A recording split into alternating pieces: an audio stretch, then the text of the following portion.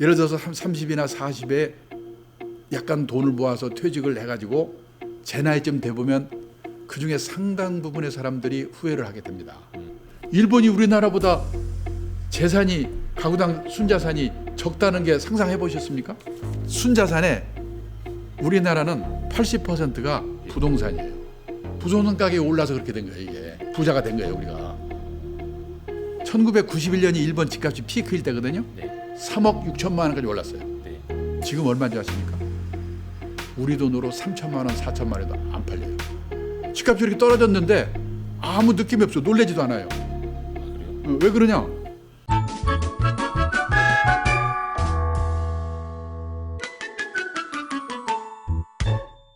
제가 20, 30대가 제일 먼저 할 일이 삼청연금이고요. 네. 두 번째는 뭐냐면 인적 자본 투자예요. 인적 자본 투자. 네, 자기 몸값을 높이는 노력. 아, 그러니까 지금 AI 시대가 직업이 뭐 절반이 사라진다는지 뭐 이러잖아요. 예. 결국은 뭐냐면 저는 동학개미 투자하는 분한테도 그 말씀을 꼭 드리고 싶은 게 뭐냐면 네. 우리가 이 일을 하지 않습니까? 예. 직장에서 일하는 거는 이게 금융자산이에요. 직장에서 일을 일을 하는 게- 하면 그 일에서 예. 월급이 나오죠. 네네네. 보너스 나오죠. 네. 퇴직금 나오죠. 퇴직금 나오죠. 네. 그러니까는 그런 부를 만들어내는 금융자산이라고요. 그게 일이. 아, 그러니까 근로 소득이지만 예, 이것이 곧 금융 자산이 된다. 그렇죠. 아, 네. 그러니까 우리가 돈에도 요즘 우리나라의 유행어가 돈에도 일을 시키자고 그러잖아요. 네네네. 근데 지금 많은 분들이 돈에만 일을 시키려는 듯이 일을 하고 있는 거예요. 뭐냐면 그 직장에서 직장인으로 성공해야 하는 것이 훨씬 더 중요한 거거든요. 노후가 행복하기 위해서는. 네. 그래서 저는 가장 큰 투자 엔진은 자신의 직업이다. 네. 예. 그래서 직업에서 성공하기 위해서 내가 자기 이 몸의 투자, 인적 자본 투자 이것이 20, 30대한테 두 번째로 중요한 거라는 거죠. 내 몸값을 높여라. 높이는 예. 거. 오래오래 또 일을 해야 되니까. 그 방금 그 대표님 말씀 듣고 딱 제 생각이 든 게 뭐냐면 예전에는 사람들이 이제 취업, 예. 그다음에 직장에서의 승진, 예. 그다음에 연봉 예. 인상, 예. 아니면 이제 다른 데서 스카웃돼서 예. 점프 뛰어서 가는 거 이거였는데 요즘에는 많은 사람들이 빨리 회사 그만두고 싶다. 네. 주식으로 대박 나서 빨리 네. 회사 그만두고 네. 경제적 자유를 누리고 싶다. 약간 목표 의식이 네. 이렇게 돼 버렸더라고요. 근데요. 그게 그 문제에 대해서 잘 생각할 필요가 있는 게 뭐냐면 예, 예. 지금 이 조기 퇴직도 많아지고 세상이 어수선해지고 그러니까 지금 많은 분들이 젊은 분들이 그런 생각을 할 수가 있는데 네. 그렇게 생각하고 예를 들어서 30이나 40에 약간 돈을 모아서 퇴직을 해가지고 제 나이쯤 돼보면 그 중에 상당 부분의 사람들이 후회를 하게 됩니다. 예를 들어서 이 조기 퇴직을 하는 사람들의 바람직한 모습은 어떤 모습이냐면 네. 예를 들어서 이제 제 아는 외국의 펀드 매니저 이런 분들이 보면은요, 그게 상당히 스트레스 있는 직업이잖아요. 네. 그러니까 40이나 50에 연봉을 많이 받을 때 그때는 막 일요일에도 일하고 미친 듯이 일을 해가지고 네. 그래서 연봉을 많이 받아서 좀 돈을 모은 뒤에 네.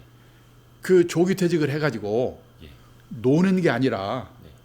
섬을 무인도 하나 사가지고 개발을 하거나 사회공헌 활동을 하거나 자기 취미를 하거나 그렇게 하는 거예요. 네. 빌 게이츠가 지금 하고 있는 게 그렇게 돈을 벌어서 사회공헌 활동을 하고 있잖아요. 네. 저는 그 화이어족이라고 하는 이분들이 네. 그런 식의 뭔가 40에 예를 들어서 퇴직을 했다. 네. 그리고 이제 조기 퇴직을 하잖아요. 네. 그 후에 인생 계획을 어느 정도 세우고 하면은 상관이 없는데 지금 당장 짜증이 나니까 돈에서 자유가 돼가지고 그때부터 뭐 돈 좀 모아서 그냥 돈에 자유롭게 놀고 편히 쉬자. 아마 8, 90%는 후회를 합니다. 다시 이제 나이가 예, 들어서 또 나이가 일하고 들어. 싶을 수도 있죠. 왜냐하면 아까 예. 말씀드린 것처럼 결국은 이 일이라는 게 돈 때문에만 하는 게 아니고 네. 외로움, 건강, 돈 이런 게 다 관련이 된 거고요. 또 자아 실현일 수도 있고. 예, 자아 실현이 있단 말이죠. 또 노동 그 예. 자체로도 이제 가치가 있는 일이고 하니까요. 그러니까 제 이런 그 입사 동기나 이런 사람들 중에 그렇게 주식 투자 이런 거 해가지고 돈 좀 벌어서 관둔 분들이 있어요. 예. 그분들의 불행한 모습이 뭐냐면 그때 벌었던 돈이 10년 후도 20년 후도 그대로 유지가 되느냐 하는 문제가 하나가 있고요. 네. 직업은 계속하면서 거기서 일해서 벌기 때문에 이게 붙임은 있지만 얼마치곤 벌잖아요. 네. 근데 이런 이 투자를 하게 되면은 꼭 성공하라는 법이 없거든요. 네. 그래서 이제 어려움을 당하는 분들이 있고, 그 다음에 자기 마땅한 이 소일거리가 없는데 돈만 있는 분들이 의외로 중년쯤 돼가지고 이상한 그러니까 그 뭐랄까 좀 공허해지는 사람들이 많이 있어요. 주위에서도 보면은. 그러니까 지금은 젊고 하도 지금 어려운 세상이기 때문에 힘드니까. 그런 생각을 갖지만은 예. 혹시 그러고 싶으면은 후반 인생에 뭘 할 건가 하는 것을 확실히 정해두고 해야 할 필요가 있다. 그렇죠. 뭐 해봐야 똑같습니다. 뭐 매일 뭐 골프를 한다든지 낚시를 한다든지 뭐 이런 건데. 그게요. 지금 제 동기들 중에 요즘 만나면 먹고 살 거에 대해서 걱정이 없는 많은 친구들이 예. 제일 어려워하는 게 뭐냐면 갈 데가 없는 거예요. 그렇지 않습니까? 그러니까 일이라는 거에 대해서 한번 잘 생각할 필요가 있다. 그런 문제에 대해서는. 조기 퇴직하는 분들의 바람직한 모습은요. 후반 인생을 자기 실현 활동을 할 것인지, 네. 취미 활동을 할 것인지, 네. 또는 사회 공헌 활동을 할 것인지, 예. 뭔가 그런 거를 정하고 예. 그 일거리를 미리 정해놓고 하는 거예요. 그러네요. 네. 그래서 원래 그 펜션이라는 용어가 연금이라는 데서 나온 네. 거잖아요. 네. 우리가 이제 놀러 갈 때 쓰는 펜션. 네. 그래서 진짜 노후에 펜션 관리를 하면서 거기서 수익도 얻고 일도 하고 약간 그런 네. 식으로 해서 이제 펜션이라는 게 네. 저는 시작됐다고. 그것도 알고 있는데. 일이죠. 그렇죠. 예. 그래서 거기도 분명히 노동의 가치가 담겨 그러니까 있다. 제2의 직업을 선택하는 거지 노는 건 아니거든요. 그냥 제 또래 사람들이 그런 거 많이 생각하는 것 같아요. 힘드니까. 네, 힘드니까. 아유 빨리 다 때려치고 네. 그냥 네. 맨날 놀고 요즘 싶다. 막 이런 힘드니까. 거. 네. 맞습니다, 맞습니다. 20, 30대는 그런데요. 예. 40대에 들어서서 신경을 써야 될 게 뭐냐면 첫째가 건강 리스크 관리를 시작해야 돼요. 네, 몸에 신호가 오기 시작하잖아요. 네, 건강 조심하고. 그래도 이게 제가 이제 지나고 보니까 생각지도 않은 병들이 생기거든요. 네, 근데 그래서 보험을 하나 들어두는 거.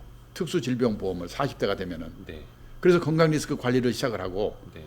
40대 더 중요한 게 뭐냐면 자녀 리스크 관리를 시작해야 돼요. 자녀들. 네.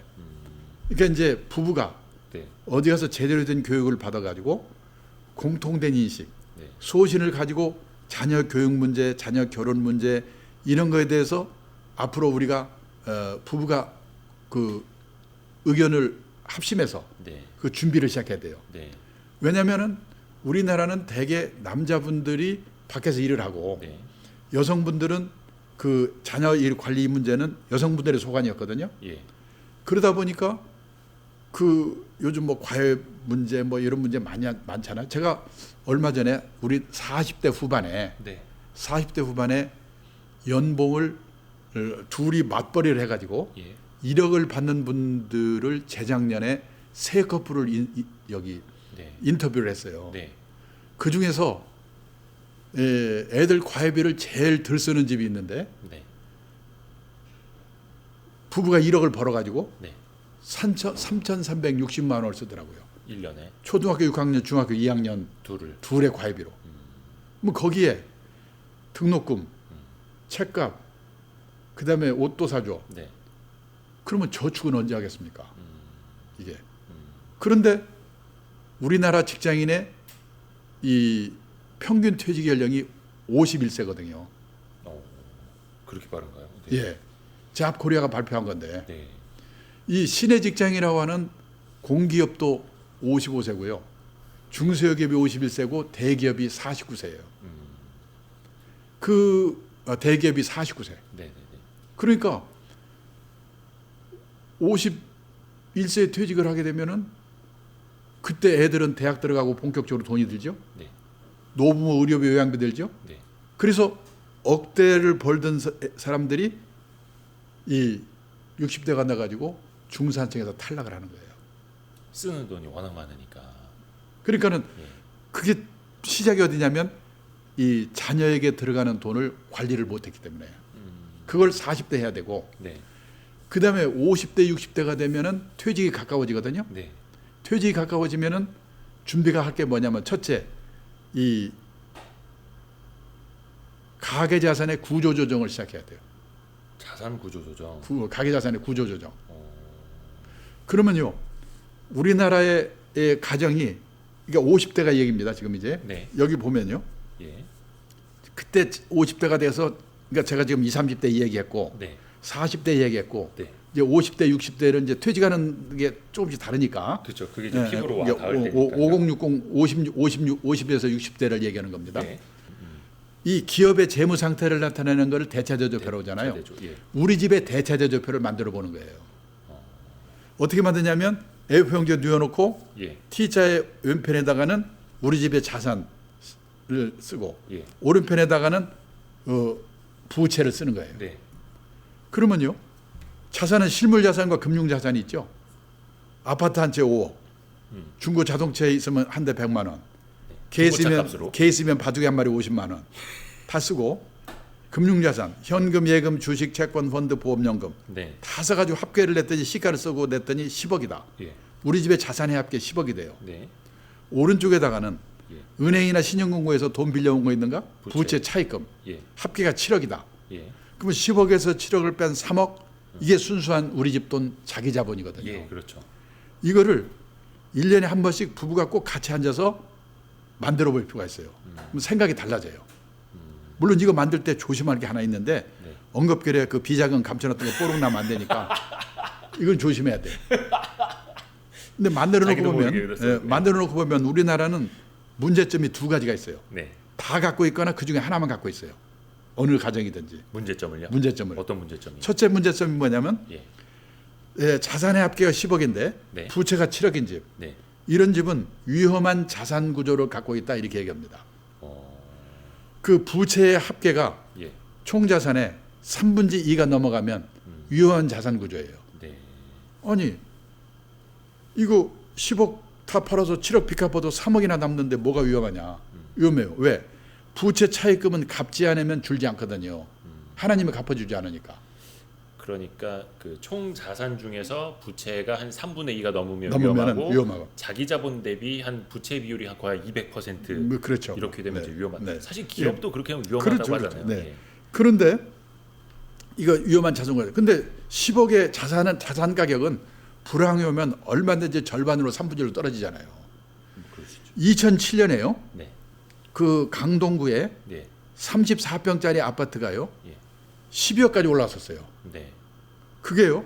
2008년 금융위기 직후에 터지니까, 예. 6억까지 떨어졌어요. 떨어졌죠. 실제 그런 일이 있었어요. 예. 절반이 얼마에 떨어져요. 그러면 이게 5억이 됐다. 네. 이 7억. 네. 그러면 2억의 채무 초과가 되는 거예요. 그러면 퇴직, 이게 젊을 때는 또 상관없어요. 앞으로 기회가 있으니까. 퇴직을 앞두면 빚을 안고 퇴직하면 무지하게 고생을 하니까 그때는 다른 필요 없는 걸 판다든지 해가지고 부채를 갚는 노력부터 시작해야 돼요. 그게 첫째예요. 그러니까 퇴직하기 전에부터 예. 부채를 갚는 갚아 나가야 된다. 네, 노력을 해야 되는 예, 거예요. 예. 그러면요, 우리 집은 부채가 빚도 없어, 재산도 많아. 네. 근데 그런 가정의 문제점이 뭐냐면 거의 우리나라 가정의 대부분이 갖고 있는 문제점이 재산이 부동산밖에 없다는 게 문제예요. 부동산으로 많이 치중이 돼 있죠. 뭐 그렇죠. 평균적으로도 부동산이 70%라고 하니까요. 예. 예. 얼마 전에요, 예. 우리나라에 작년 그 8월인가로 생각되는 여름인데요. 네. 한국은행에서 예. 그 주요국의 네. 가구당 순자산액을 발표했어요. 네. 이 그러니까 구매력 평가 환율 기준이 어려요. 구매력 평가 환율 기준으로 네. 주요국의 이 가구당 순자산을 발표했는데 우리나라가 얼마였냐? 네. 53만 8천 달러였어요. 약 한화로 말하면 5억 9천만 원 정도. 네. 53만 8천 달러. 네. 근데요, 프랑스가 얼마였는지 아십니까? 52만 1천 달러예요. 한 5억 5천 정도 되니까? 네, 네, 네. 비슷하네. 그러니까 빚이 뭡니까? 우리보다 적잖아요. 네, 네, 네, 네. 우리가 54만 8천 달러인데 예. 프랑스는 52만 1천 달러예요. 예. 프랑스가 언제부터 선진국인데 우리나라 가구당 순자산보다 적어요. 오. 일본이 얼마냐면 48만 6천 달러예요. 더 적어요? 더 적어요. 일본이 우리나라보다 재산이 가구당 순자산이 적다는 게 상상해 보셨습니까? 일본은 G3 국가잖아요. 그러니까. 세계 선진국으로는 3위. 근데 예. 문제는 그 순자산에 우리나라는 80%가 예. 부동산이에요. 부동산 가격이 올라서 그렇게 된 거예요, 이게. 부자가 된 거예요, 우리가.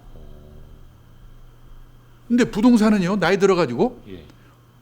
그 이번 달에는 화장실 때려 부셔서 팔고 먹고 살고 다음 달에는 이 건너방 팔고 이럴 수 없는 거 아니에요.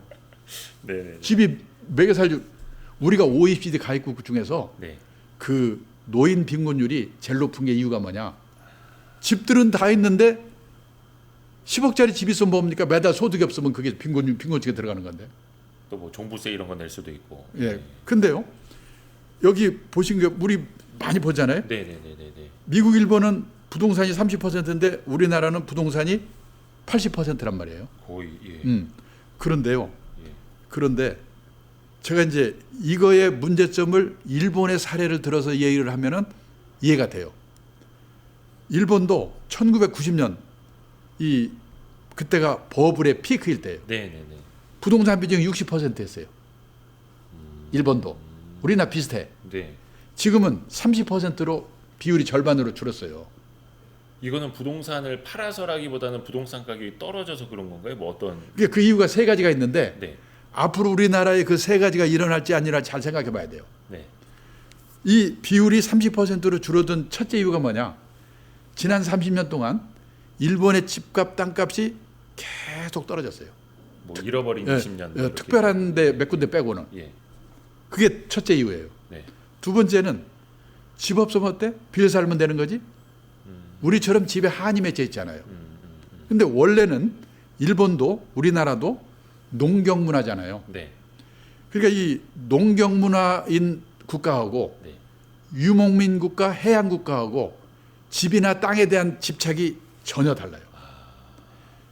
유목민, 몽고, 해양 국가는 계속 이동하니까 예. 집이니 땅이니 관심이 없어요. 예. 근데 일본이나 우리나라는 농경 문화이기 때문에 땅에 대한 집에 대한 집착이 강한 나라예요. 그다음에 이 일본도 우리나라도 이 도시화되면서 2차 대전 이후에 농촌의 사람들이 다 도시로 이전을 했어요. 네. 우리도 그랬잖아요. 네. 그러면서 집이 필요하잖아요. 네. 그다음에 일본도 우리나라도 베이비붐 세대가 전후에 왕창 태어났잖아요. 네. 그 사람들이 또 집을 갖게 됐어요. 그래서 많은 사람들이 집이나 땅을 갖고 있는 게 신분의 상징이고 네.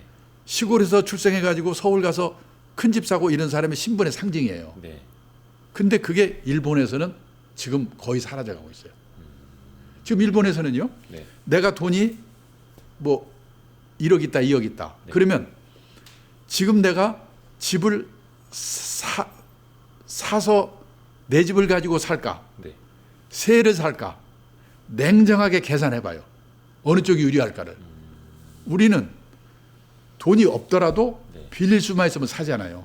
그러니까 나이 들어서 집 한 채 없으면 서럽다. 네, 막 네. 이렇게 또 그러니까 집에 대한 예. 애착이 우리는 일본은 애착이 무지하게 강한 나라가 이제는 거의 사라졌고 우리는 아직도 남아 있는 거예요.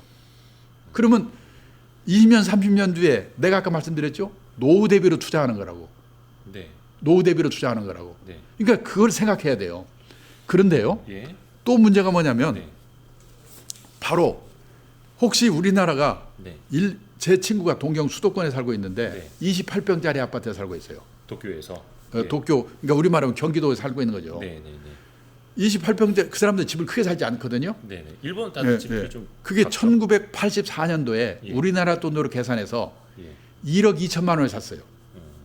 그게 1991년이 일본 집값이 피크일 때거든요. 네. 3억 6천만 원까지 올랐어요. 네. 지금 얼마인지 아십니까? 우리 돈으로 3천만 원, 4천만 원도 안 팔려요. 너무 시골에 계시는 건 아니고요. 아니요. 거기 저기 한 4, 50분이면 동경 출퇴근하네요. 거기서 지금 출퇴근해요, 동경. 오. 물론 낡았으니까 그렇죠. 그게 왜 그러냐? 집에 대한 생각이 달라진 거예요. 그러면 이 친구는 집값이 이렇게 떨어졌는데 아무 느낌이 없어. 놀라지도 않아요. 아 그래요? 왜 그러냐? 각 가정에서 갖고 있는 저축, 네. 현금, 예금, 주식, 채권, 펀드, 보험연금 예. 이게 1억이다. 네. 그다음에 은행에서 돈 빌린 거에다 부채 네. 5천만 원이다. 그러면 50%잖아요. 네네네네. 그거를 평균 낸 걸 그래프야 이게. 예. 제일 높을 때가 20, 30대예요. 179%. 빚만 있어요 이때는. 네. 왜 그럴까요? 소득이 있으니까. 예. 아니 그게 아니고 이때는 그 사람들은 30년 월부로 집을 사기 때문에 예. 집 사고 나면 빚밖에 없는 거죠. 뭐 우리나라도 비슷하죠. 막 집 20년, 사고 나면 30년. 집 사고 나면 빚밖에 없으니까. 네. 근데 그거를 현역 시절에 계속 갚아가지고 퇴직할 때가 되면 빚이 5%밖에 없어요. 보통 사람은 빚이 없어요. 네. 그러니까 내 친구도 뭐 빚도 없는데 뭐 여기 살다 죽으면 되는 거지. 이런 생각하는 거예요. 그러니까 20년, 30년 동안 이미 이제 빚을 갚아 나갔기 다 때문에. 갚았기 때문에. 예. 근데 우리는요. 예. 이 비율이 30대가 제일 높아요. 131%. 예. 퇴직할 때가 됐는데 83% 그냥 있어요. 여전히. 여전히. 우리는 왜 그러냐? 15평에서 20평, 20평, 30평, 30평, 40평. 그때마다 은행에서 3년, 4년짜리 기간이 그렇게밖에 안 되잖아요. 네, 네. 돈 빌려 집을 샀기 때문에. 만약에 우리나라에서 아까 제 친구와 같은 일본과 같은 집값 하락 현상이 나타나면 네. 우리나라의 하우스 푸어가 얼마나 많겠는가. 그래서 부채 비중이 이제 높기 때문에. 예, 이게 이걸 생각해 보셔야 돼요. 근데 또 이 지점에서 그럼 부동산 값은 우리나라는 계속 오르지 않았느냐? 뭐 글로벌 금융위기 이후에는 조금 네. 충격이 있었지만 결국 회복해서 맨날 신고가 아니냐? 또 이렇게 막 반론하시는 분들도. 그러니까 이제 문제는 그래서 저는요. 그러니까 부동산 얘기를 길게 할 수가 없으니까 예. 저는 그러면은 집값이 이제 떨어질 거니까 팔라고? 지금 이제 우리 이 상황이 비정상이라는 게 뭐냐면요. 주가도 그렇고 부동산 가격도 그렇고 주가는 그 주당 수익을 네. 금리로 할인한 거잖아요. 먼저 땡겨오는 거죠. 예, 그 금리로 가치를. 할인한 거잖아요. 예. 금리가 0%라는 것은 막말로 무한대가 될 수도 있는 거거든요. 네, 네. 가격이. 예. 그러니까 집도 마찬가지예요. 예. 그러니까 지금 정당화 시키려면 얼마든지 정당화 시킬 수가 있는 거예요. 네. 집값을. 예. 근데 제가 지금 말씀드리고 싶은 건 뭐냐면 많은 분들이 과도하게 집에 대한 집착이 사실 3년 전에 전세난이니 무슨 뭐 그다음에 20, 30대가 집 살려고 저렇게 안달하거나 별로 안 그랬잖아요. 그렇죠. 예. 예. 이게 뭐냐면 저금리에 돈은 그렇게 막 쏟아져 나와 그다음에 이 누가 집 사가지고 돈 벌었다는 걸 보니까 내가 미쳐. 그래서 지금 똑같이 지금 우리가 그렇게 어떻게 보아 이성을 잃고 있단 말이죠. 사실 예. 2013년, 14년에 제일 유행했던 말이 하우스 푸어였어요. 그때 예.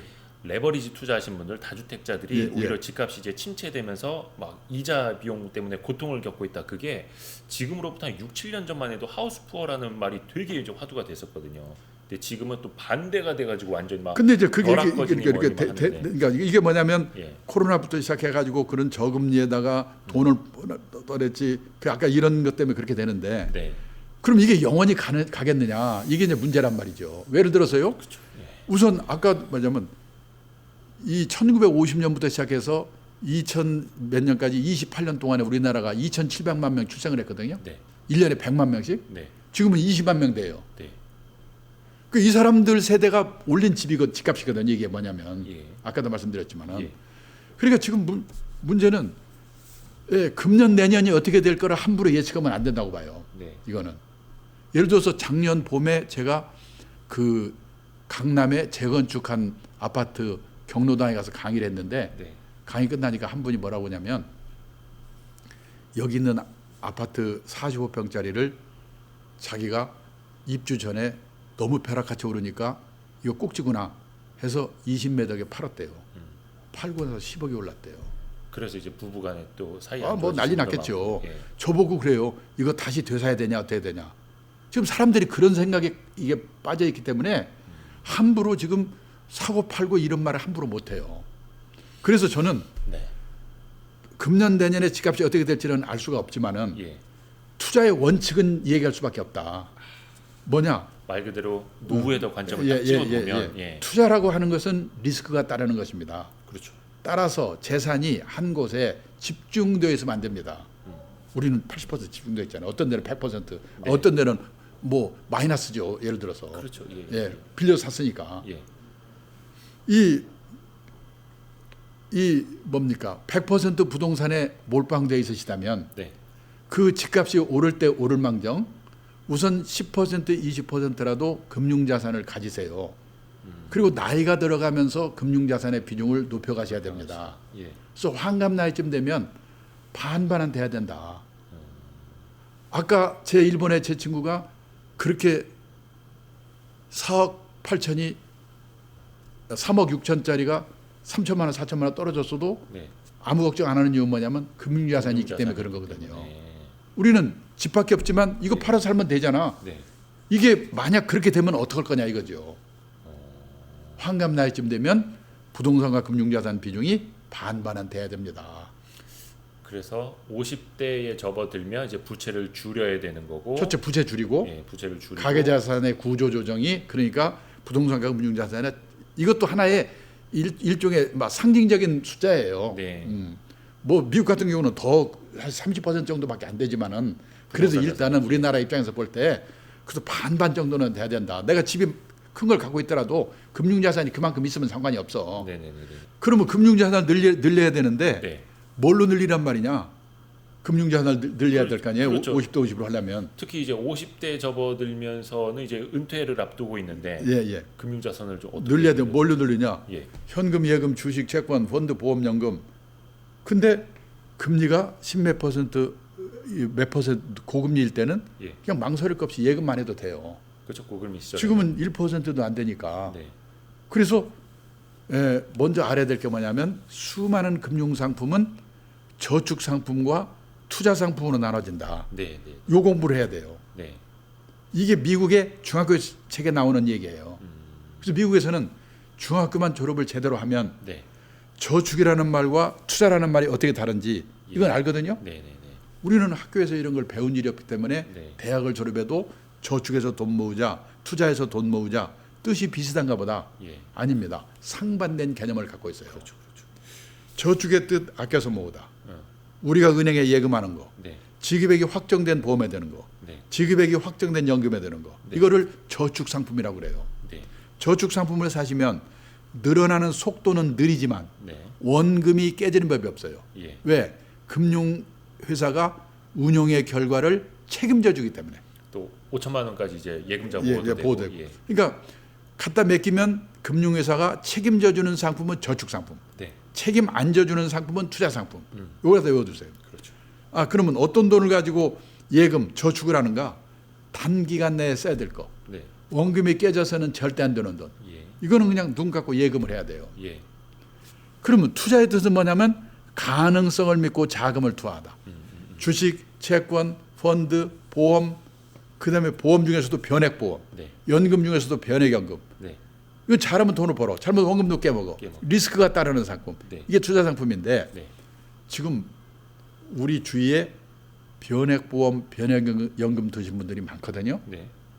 근데 자기가 그걸 들었는지 안 들었는지 모르는 분이 더 많아요. 그냥 뭐 주변 권유로 들었기 하시는 분들 때문에. 되게 많죠. 예. 제 아내도 그렇더라고 나중에 보니까. 이게 보험연금이라고 이름은 붙었는데 앞에 변액이란 말이 들어가 있으면은 네. 실제 들어가 보면 펀드 투자한 거거든요. 그렇죠. 예. 그걸 모르는 사람이 너무 많아요. 동학개미를 아는 것보다 이걸 알아야 되는데. 사실 요거는 이제 어르신들 예. 잘 좀 헷갈리셔 하시고. 예. 네. 그러면요 어떤 돈으로 투자를 하느냐? 단기간 내에 써야 될 돈은 따로 마련돼 있고 예. 시장에 장기간 묻어둘 각오가 돼 있고 예. 비상사태 오더라도 놀라지 않고 참고 기다리겠다는 각오가 되어 있는 돈. 이게 쉽습니까? 이 원칙이 이게 우리나라만 있는 게 아니고 세계적으로 이 원칙이 몇십 년 지금 역사를 지나면서 이게 정착이 된 이유가 뭐냐? 나중에 지나고 보면 결국 이렇게 했어야 되는데 후회하기 때문에 그런 거예요. 네. 예. 그런데요, 이 투자에는 리스크, RISK, 리스크가 따르잖아요. 네. 그런데 이 투자에 관한 공부를 해야 된다고 제가 말씀드렸는데 투자에 관한 공부를 하면 다 뭐냐면 네. 주가 예측이라고 생각하고 있어요. 이게 투자에 관한 공부라고 생각하는 거예요. 그게 문제예요. 요즘 사실 그런 거 많이 공부하시면서 특히나 네. 이제 주식 관련된 유튜브들이 이제 구독자가 네, 엄청 네, 늘어. 네. 사실 주식 초등학교도 그렇게 보시는 분들이 있으실까요? 좀 걱정이 되기는 하는데. 근데 보통 사람이 물론 이것도 열심히 해야 돼요. 네. 해야 되지만은 보통 사람이 단기 예측은 불가능하다. 그러고 시작하는 게 맞다 이거죠. 난 아마추어 투자가들은 네, 네, 노후 대비라면 네, 그 요즘 이 자산운용사의 사장을 하는 제이미 교포 그분이 세계적인 펀드 매니저로 30년 날린 분인데 예, 저보고 그러더라고요. 누가 자기한테 와서 주가 어떻게 될 거냐고 주가 전망 물어보면 미치겠대요. 모르니까. 우리 저기 존리 대표님 말씀하시는 거죠? 예, 근데 그 사람도 모르는 거를 네, 보통 사람이 안다고 하는 게 그러면 투자용어는 공부하라면서 뭔 공부? 자산관리의 기본 원칙. 지금 몇 가지 말씀드렸잖아요. 네, 그리고 전문가로 활용하는 법. 종목이라든지 이런 거는 전문가 의견을 청취하는 거예요. 네. 보통 사람은 시간이 없으니까. 네, 네, 네, 네. 전문가를 잘 알아줘야 돼요. 이게 예. 믿을 수 있는 사람을. 예, 예. 이 공부를 해야 돼. 이 공부를. 그리고 리스크라고 하는 말에 대해서 이해를 제대로 해야 돼요. 리스크. 네, 네. 이게 저는 우리 사회에서 리스크를 위험이라고 번역하는 거가 저는 큰 문제라고 생각하거든요. 그러니까 지금까지 들었을 때는 우리 예. 강창희 대표님께서 예. 그냥 막 주식 투자는 위험하다 이런 메시지를 주는 건가?